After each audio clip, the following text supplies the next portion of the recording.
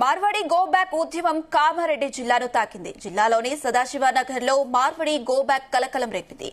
ప్రారంభానికి సిద్ధంగా ఉన్న మార్వాడి జ్యువెలరీ షాప్ కు గుర్తు తెలియని వ్యక్తులు నిప్పు పెట్టడం చర్చనీయాంశంగా మారింది. మార్వాడి గో బ్యాక్ ఉద్యమంలో భాగంగా ఈ ఘటన జరిగిందని ఉంటుందని అనుమానాలు వ్యక్తమవుతున్నాయి. దీనిపై సదాశివనగర్ పోలీసులు విచారణ చేపట్టారు.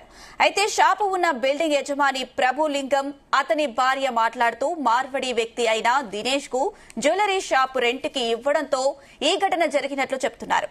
ఘటనపై బాధితులు స్థానిక సదాశివనగర్ పోలీస్ స్టేషన్ లో ఫిర్యాదు చేశారు. బాధితులు ఇచ్చిన ఫిర్యాదు మేరకు సదాశివనగర్ ఎస్ఐ పుష్పరాజ్ సంఘటన స్థలానికి చేరుకుని వివరాలను సేకరించారు. దానికి పాల్పడిన నిందితులపై కేసు నమోదు చేసినట్లు ఎస్ఐ తెలిపారు.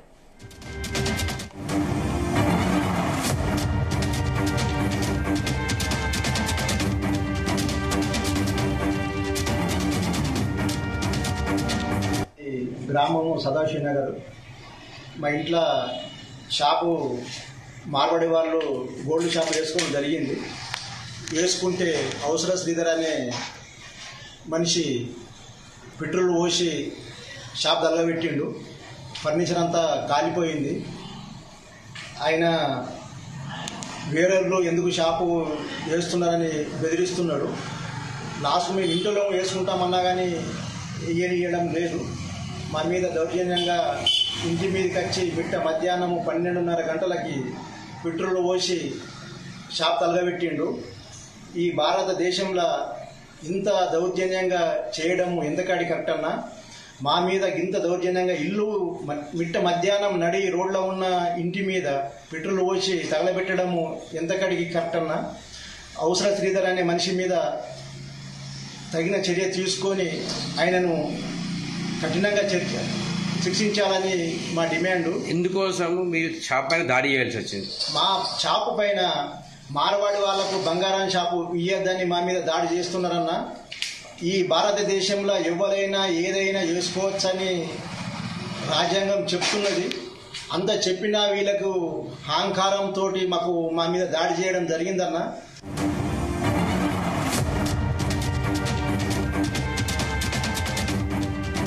ఇదే అంశానికి సంబంధించి మరిన్ని అప్డేట్స్ మా ప్రతినిధి సాయిలు అందిస్తారు. Sailu, good morning Anusha. ఏదైతే మార్వాడి గో బ్యాక్ ఉద్యమం అనేది కామారెడ్డి జిల్లాను కూడా తాకింది.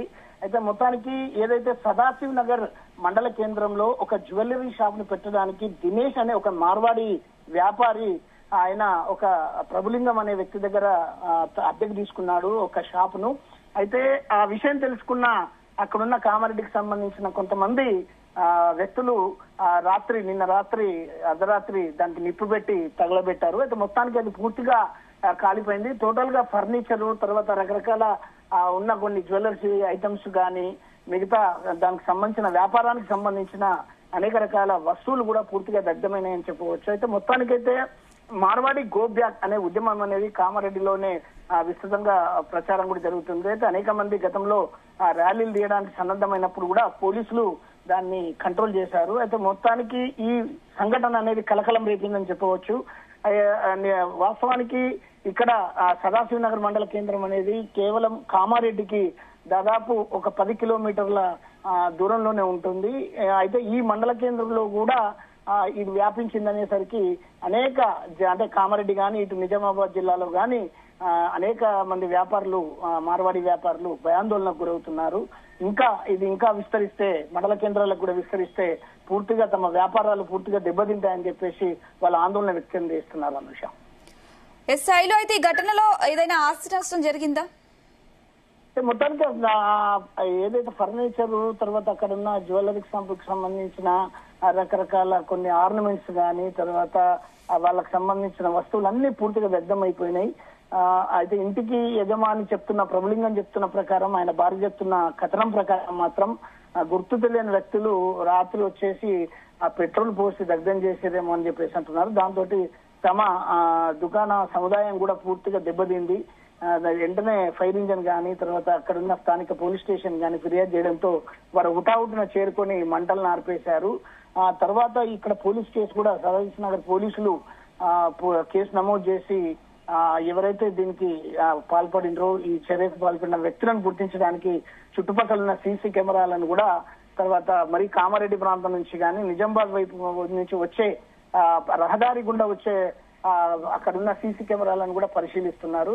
అయితే ఈ మార్వాడి గో బ్యాక్ అనేది ఇంకా సీరియస్ గా జరిగితే మాత్రం చాలా మంది కామారెడ్డి, ఎందుకంటే అటు పెద్ద ఎత్తున వ్యాపారము కామారెడ్డిలో మార్వాడీలు ఇప్పటికీ చేస్తున్నారు. అయితే ఈ వ్యాపారము వాళ్ళందరూ ఇక్కడ కేంద్రీకృతమై ఉండడంతో వారంతా ఇబ్బంది, అంటే వారు భయాందోళనకు గురవుతున్నారు. మా ఆస్తులను రక్షించుకోవడానికి కూడా వాళ్ళు పోలీసులను, అక్కడున్న ఎస్పీని ఆశ్రయించడం జరిగింది. ఈ రోజు మార్వాడీలంతా సమావేశమై తమకు రక్షణ కల్పించాలని చెప్పేసి కోరే విధంగా వాళ్ళు అక్కడున్న ఎస్పీని కలిసే అవకాశాలు కనిపిస్తున్నాయి. అదేవిధంగా నిజామాబాద్ లో కూడా రామ్దేవ్ పేరిట ఈ మార్వాడీలు అనేక వ్యాపారాలు, అటు ఎలక్ట్రికల్స్ లో గానీ, మొబైల్లో గానీ, తర్వాత కిరాణా వస్తువులకు సంబంధించిన గానీ రకరకాల హోల్సేల్ వ్యాపారాలలో కూడా వాళ్ళు ప్రతి వ్యాపారంలో, అటు ఏదైతే ఇంటీరియర్ డెకరేషన్ నుంచి మొదలుకొని ప్రతి వస్తువుకు సంబంధించి ఇక్కడ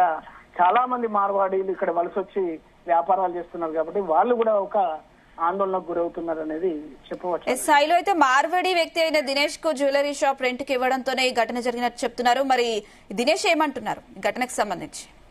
దినేష్ మాత్రం పోలీస్ స్టేషన్ లో ఎస్ఐని ఆశ్రయించి లిఖితపూర్వకమైన ఫిర్యాదు చేయడం జరిగింది.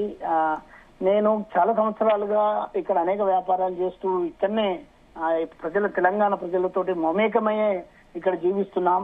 కానీ మాకు ఇప్పుడు ఇది కొత్తగా ఈ మార్వాడి గో బ్యాక్ అనేది ఇది మమ్మల్ని, అంటే మా జీవన ఏదైతే దానికే మాకు ఇబ్బందికరంగా తయారవుతుంది.